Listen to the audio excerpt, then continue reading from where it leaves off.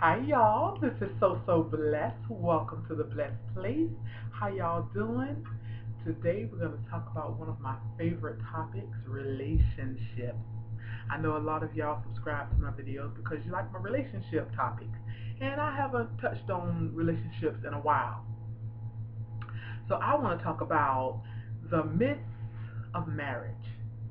Y'all know we all have our certain ideas about marriage, and to each his own, to each her own, but there are certain things, in my opinion, that we have such a distorted way of thinking about what marriage is going to be like when we get there, or what marriage should be like even while we're married.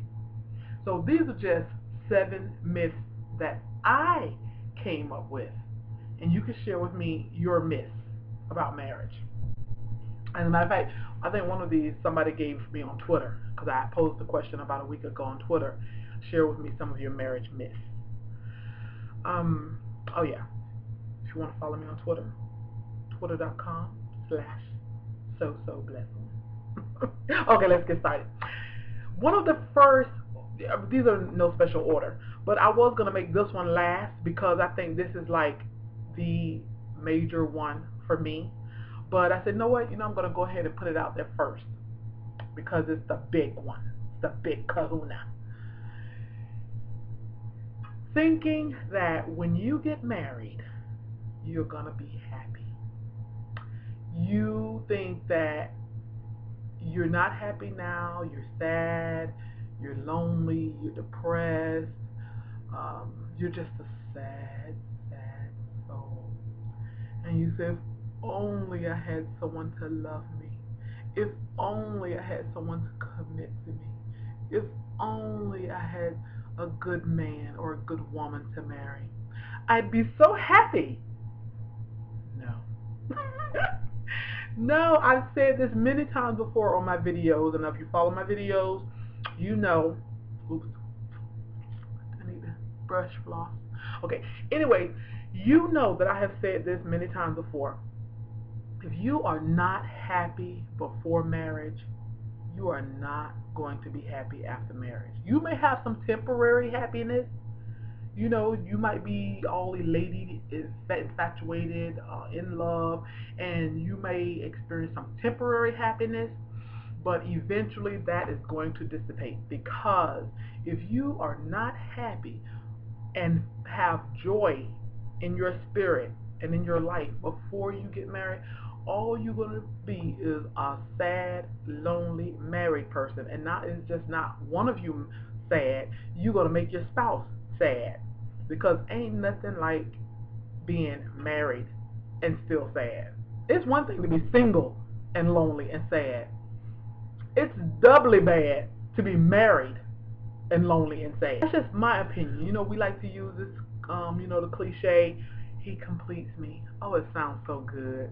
He completes me. She completes me. That sounds good. But my opinion is someone should come in and compliment you. You should be completed in Christ Jesus, with or without a partner or a spouse. Second point, that this is one that Lady Godiva. Hi, Lady Godiva. This is the one she gave me on Twitter. That marriage is 50-50. Big myth. Marriage is not 50-50. There may be some time in your relationship that marriage is 50-50, but for the most part, it's not going to be 50-50. There's going to be ebbs and flows in your relationship. Excuse me, I don't know if my nose is running. I don't know, but just in case it is, let me catch it before it runs. But there are going to be ebbs and flows in your relationship where you're going to give 75 and your spouse is going to give 25. There are going to be times where your spouse is going to give 80 and you're going to give 20. They're going to be 60-40, whatever it is. Now, a relationship should not be so out of balance that one person is always giving 90, 75, and the other person is always giving 20, 25, 10%. That is totally out of balance. But if you go into the relationship saying that I'm going to give mine 100% and I expect nothing less, than my spouse to give their 100%, but there are going to be days when they're not going to measure up. There are going to be days where you're not going to measure up, where you're not going to get up to that 100%. And you have to know that that is okay, that it's a myth that we're coming to the relationship with this 50-50 thing. And it's also a myth, vice versa, to think that someone's going to always bring their 100% A game. You're not going to always get that 100% A game. Like I said, there are going to be ebbs and flows in that percentage thing. Another myth, I believe, is, if you have any single people and you see married people and you say, when I get married, I'm not going to sweat the small stuff. When I get married, I'm not going to worry about this. I'm not going to worry about that. Or if I was married, I would not be fussing about this or arguing about this, or I would not be mad about that, or something like that. But you know what? Normally, people would tell you, don't sweat the small stuff. But what I'm saying is, in marriage, that's a myth. You're going to sweat the small stuff. Maybe not at first, because like I said, you're all in love and infatuated, and nothing that person does gets on your nerves. But as you move into the relationship a few years, then things start getting on your nerves. Like when they leave the toothpaste cap undone, or when they clip their fingernails in the sink and you don't like that because it's too close to your toothbrush. Oh, this is not about me. Okay, this is about us. This is about y'all. Okay, or when they leave their shoes in the middle of the floor, or when you do things and that they don't like, there's gonna be some small stuff in the relationship that's just going to get on your last nerve. But you have to know how to deal with the small stuff and recognize that you're two totally different people who have become one in matrimony, but you're still individuals who have become one in matrimony, and you were raised in two different households, two different environments, and you're going to do things different, and a lot of the small stuff you're going to do differently, and you have to allow for those differences in your relationship. Another thing is that in marriage, it's just happily ever after. You just get married and love will sustain you happily ever after.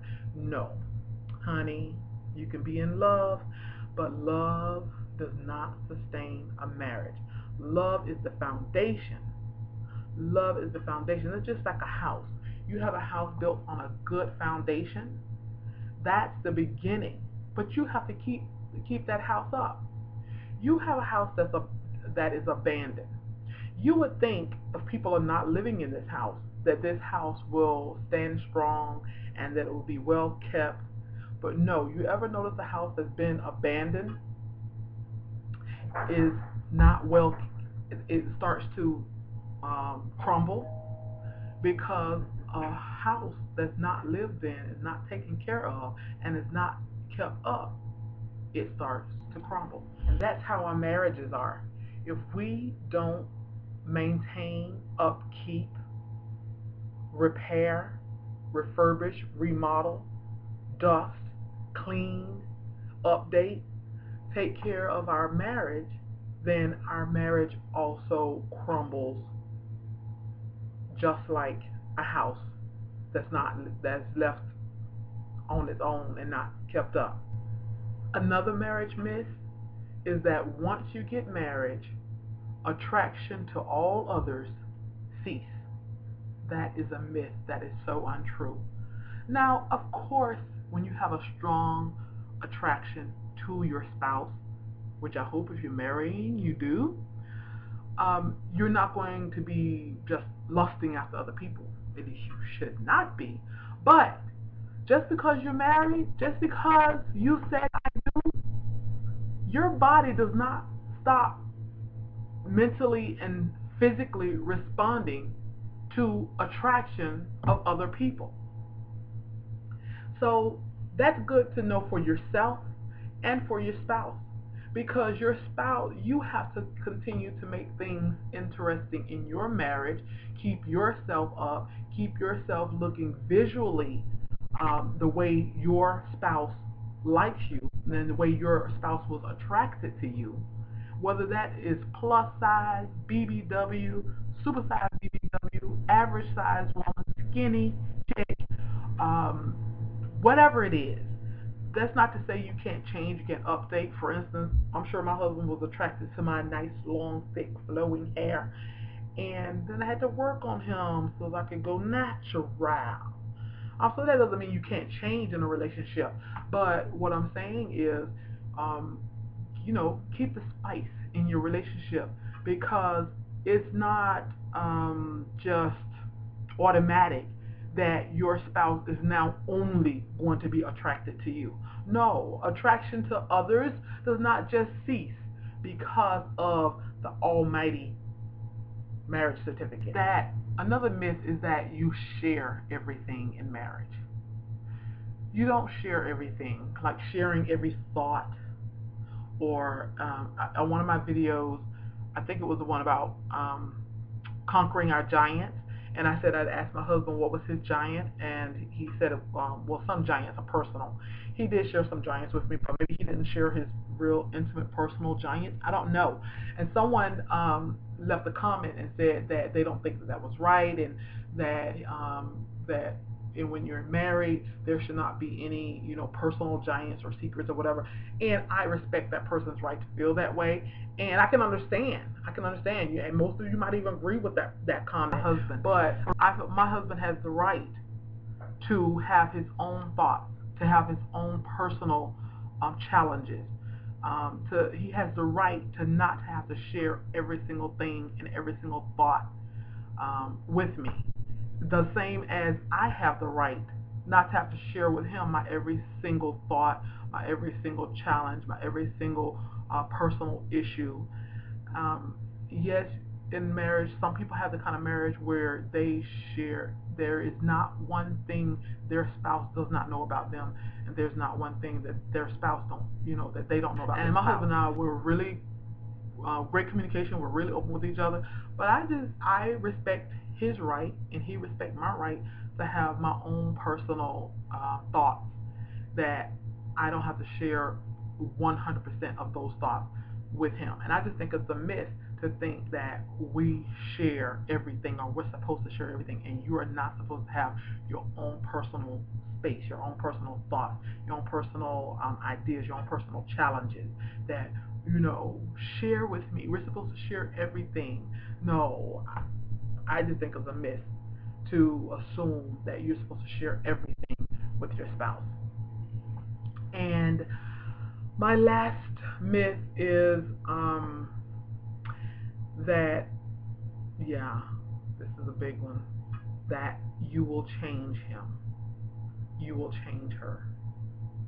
Myth. Let's see if I can get some on. Yeah. Oh Lord, how do I stop this thing? Anyways, that's a big myth, that you will change her, you will change him. No, what you see is what you get. And if you don't like what you got before you get it, then don't get married, because you got what you got. Did that make sense? I mean, we learn, we change, we grow with time and maturity, and it's a process. We go into our marriages saying, well, he's not quite faithful, but he'll change. She spends a little too much money. She's a little too materialistic. She's a gold digger, but she'll change. Or he says he doesn't want any children, but he'll change. Or she says that children are not in her future. She'll change. No, you cannot go into marriage thinking that you are going to change people. No. What you're going to be is hurt, busted, and disgusted. Anyways, these are my marriage myths based on my experience, what I've seen, what I've heard, what I've read, my own relationships. And if you have some marriage myths, the way we think marriage is going to be, the way our girlfriends think marriage is going to be, the way our guy friends think marriage is going to be, but they are so sadly mistaken, then share those marriage myths with me. Hope y'all enjoyed this video, and we're going to talk more and more about relationships. Y'all be blessed. Love y'all.